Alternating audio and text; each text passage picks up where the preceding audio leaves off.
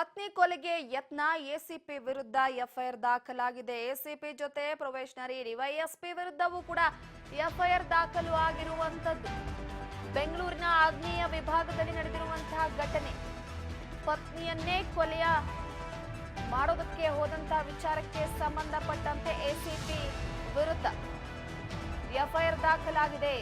ಕೇವಲ ಎಸಿಪಿ ಮಾತ್ರ ಅಲ್ಲ, ಪ್ರೊಬೇಷನರಿ ಡಿವೈಎಸ್ಪಿ ವಿರುದ್ಧವೂ ಕೂಡ ಎಫ್ಐಆರ್ ದಾಖಲಾಗಿರುವಂಥದ್ದು.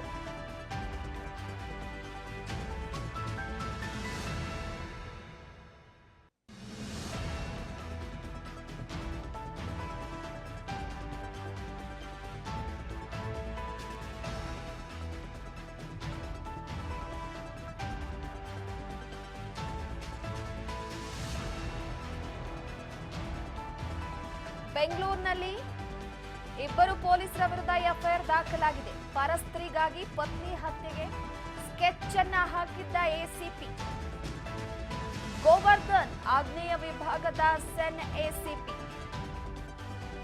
ಗೋವರ್ಧನ್ ವಿರುದ್ಧ ಎಫ್ಐಆರ್ ದಾಖಲಾಗಿದೆ. ಮಹಿಳಾ ಪ್ರೊಬೇಷನರಿ ಡಿವೈಎಸ್ಪಿ ವಿರುದ್ಧವೂ ಕೂಡ ಎಫ್ಐಆರ್ ದಾಖಲಾಗಿದೆ. ಸೊ ಎಲ್ಲೋ ಒಂದು ಕಡೆ ಬೇರೆ ಸ್ತ್ರೀ, ಪರಸ್ತ್ರೀಗಾಗಿ ಪತ್ನಿಯ ಹತ್ಯೆಗೆ ಸ್ಕೆಚ್ ಅನ್ನ ಹಾಕಿರುವಂಥದ್ದು. ಇತ್ತೀಚೆಗೆ ಅಕ್ರಮ ಸಂಬಂಧಗಳಿಂದ ಎಷ್ಟೋ ಜನ ಡಿವೋರ್ಸ್ಗಳನ್ನ ಪಡೆದುಕೊಳ್ತಾ ಇದ್ದಾರೆ, ಎಷ್ಟೋ ಜನ ಸಾವನ್ನಪ್ಪಿದ್ದಾರೆ. ಆಗ್ನೇಯ ವಿಭಾಗದ ಸೆನ್ ಎಸಿಪಿ ಗೋವರ್ಧನ್ ಹಾಗೂ ಮಹಿಳಾ ಪ್ರೊಬೇಷನರಿ ಡಿವೈಎಸ್ಪಿ ವಿರುದ್ಧ ಬೆಂಗಳೂರಿನ ಹೈಗ್ರೌಂಡ್ ಠಾಣೆಯಲ್ಲಿ ಎಫ್ಐಆರ್ ದಾಖಲಾಗಿದೆ. ಎಸಿಪಿ ಗೋವರ್ಧನ್ ಪತ್ನಿ ಅಮೃತ ಅವರು ತಮ್ಮ ಗಂಡ ಹಾಗೂ ಮತ್ತೊಬ್ಬ ಮಹಿಳಾ ಅಧಿಕಾರಿಯ ವಿರುದ್ಧ ದೂರನ್ನ ನೀಡಿದ್ದಾರೆ.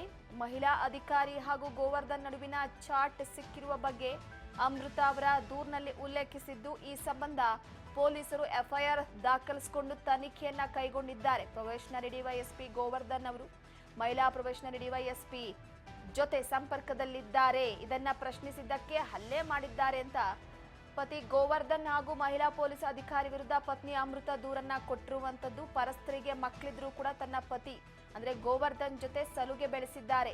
ಪತಿ ಎಲ್ಲೇ ಕೆಲಸಕ್ಕೆ ಸೇರಿದ್ರು ಕೂಡ ಅಲ್ಲಿಗೆ ಹೋಗ್ತಾರೆ. ಇದನ್ನ ಗೋವರ್ಧನ್ ಪತ್ನಿ ಅಮೃತ ಪ್ರಶ್ನಿಸಿದ್ದಕ್ಕೆ ಇದರಿಂದ ಆಕ್ರೋಶಗೊಂಡಂತ ಗೋವರ್ಧನ್ ಹಲ್ಲೆ ಮಾಡಿದ್ದಾನೆ. ಹೊಟ್ಟೆಗೆ ಒದ್ದು ಡಿವೋರ್ಸ್ ಕೊಡು ಅಂತ ಹೇಳ್ಬಿಟ್ಟು ಬೆದರಿಕೆ ಹಾಕಿದ್ದಾನೆ. ಇನ್ನು ಪತಿ ಜೊತೆಗಿನ ಸಹವಾಸ ಬಿಡುವಂತೆ ಮಹಿಳಾ ಅಧಿಕಾರಿ ಅಮೃತ ಕೂಡ ಹೇಳಿದ್ದಾರೆ. ಇದಕ್ಕೆ ಮಹಿಳಾ ಅಧಿಕಾರಿ ಹೆಂಡತಿಗೆ ಡಿವೋರ್ಸ್ ನೀಡುವಂತೆ ಗೋವರ್ಧನ್ಗೆ ಒತ್ತಾಯಿಸಿದ್ದು, ಇಲ್ವಾದಲ್ಲಿ ಅಮೃತ ಮೇಲೆ ಸುಳ್ಳು ಕೇಸ್ ಹಾಕಿಸುವ ಬೆದರಿಕೆಯನ್ನ ಕೂಡ ಹಾಕಿದ್ದಾರೆ ಅಂತ ಅಮೃತ ಅವರು ಸದ್ಯಕ್ಕೆ ಆರೋಪ ಮಾಡಿದ್ದಾರೆ.